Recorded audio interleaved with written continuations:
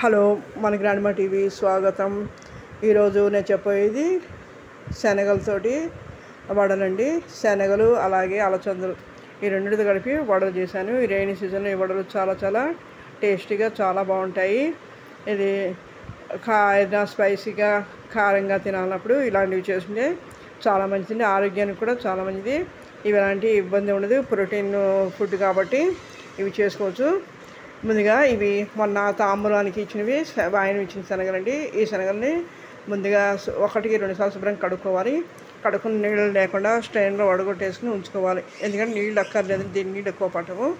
ఈ రెండింటిని కూడా రెడీగా ఉంచుకొని మనం మిక్సీలో వేసుకోవాలి. అలాగే దీనికి ఒక 3-4 పచ్చిమిరపకాయలు సరిపోతాయండి. ఎందుకంటే ఈ సన్న మిరపకాయలు కారం బాగా ఉన్నాయి. వేరే మిరపకాయలు అయితే 5-6 వేసుకోవచ్చండి. ఇవి సన్న మిరపకాయలు బాగా కారం ఉంటాయని ఒక 3-4 వేసాను.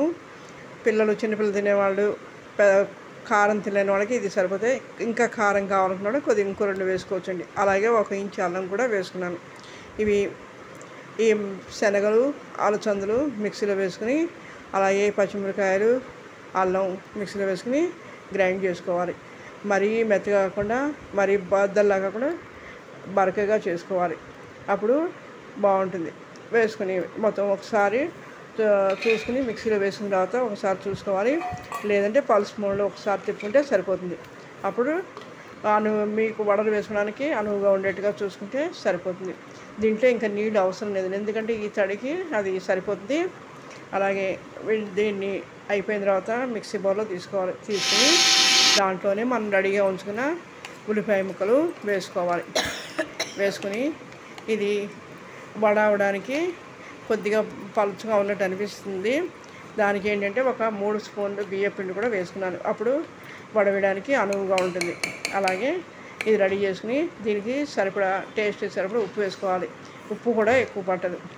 తర్వాత దీనిని రెడీగా ఉంచుకుని అలాగే పొయ్యి మీద బాండి పెట్టి డీప్ ఫ్రై సరిపడా ఆయిల్ వేయాలి. వేసి మీడియం మంట మీద దాన్ని బాగా కాగనివ్వాలి. కాగిన తర్వాత మనం వడలు చిన్నవిగా రౌండ్గా బాల్స్ చేసుకుని వడలుగా వేసుకోవాలి.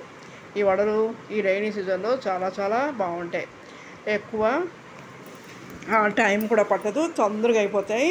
ఎలాంటి ఇది ఉండదు. ఇలా వేసుకుని మీడియం మంట మీద బాగా వెంటనే తిప్పకుండా ఒక 2 నిమిషాలు ఆగి దాన్ని వెనక వైపు తిప్పుకొని వడలు తీసి ఒక ప్లేట్లో తీసుకోవాలి. కానీ ఇది నూనె ఎక్కువ పీల్చదు, ఎందుకంటే బియ్య పిండి అది వేసాం కాబట్టి చాలా బాగుంటాయి. నూనె కూడా పీల్చదు. ఇవి ఆరోగ్యానికి మంచిది. పిల్లల నుంచి పెద్దవాళ్ళ వరకు కూడా అందరికీ తిన్నా కూడా ఏమీ కాదు. ఇది చాలా హెల్తీ ఫుడ్ అండి. మామూలుగా అయితే శనగలు చాలామంది ఉడకబెట్టి అలా చేస్తారు, ఉల్లిపాయలు కలిపి మసాలా అలా చేసుకుంటారు. కానీ ఈ వడలు కూడా చాలా బాగుంటాయండి. విడిగా శనగలతోనూ ఇలా చేయొచ్చు. నేను 2 కలిపి చేశాను. లేదు అలసందలతో కూడా ఇలాగే వడలు చేసుకోవచ్చు. అవి కూడా నూనె పీల్చు చాలా బాగుంటాయి. ఇవి ఇలా అన్నీ ప్లేట్లో తీసుకోవాలి. ఇవి బాగా టేస్టీగా చాలా బాగుంటాయి. ఎందుకంటే ఈ రైనీ సీజన్లో ఈవినింగ్ స్నాక్స్కి చాలా బాగుంటాయి. అప్పటికప్పుడు అయిపోయే టిఫిన్ అండి ఇది. జాబ్ హోల్డర్స్ కానీ ఎవరైనా కొత్తగా నేర్చుకుంటే తొందరగా అయిపోయే ఈజీ టిఫిన్. దీనికి ఏ చట్నీ అయినా బాగుంటుందండి. నేను టమాటా చట్నీ ఉందని అది సర్వ్ చేశాను. ఇది ఎలా ఉందో చూసి టేస్ట్ చేయండి, లైక్ చేయండి, ట్రై చేయండి. మీరు ట్రై చేసి మీ ఫ్రెండ్స్కి రిలేటివ్స్ కూడా షేర్ చేయండి. ఇది ఎలా ఉందంటే కామెంట్ చేస్తే మరిన్ని మంచి వీడియో పెట్టడానికి నాకు అవకాశం ఉంది. ఓకే, థ్యాంక్ యూ అండి. సబ్స్క్రైబ్ చేయడం మర్చిపోకండి.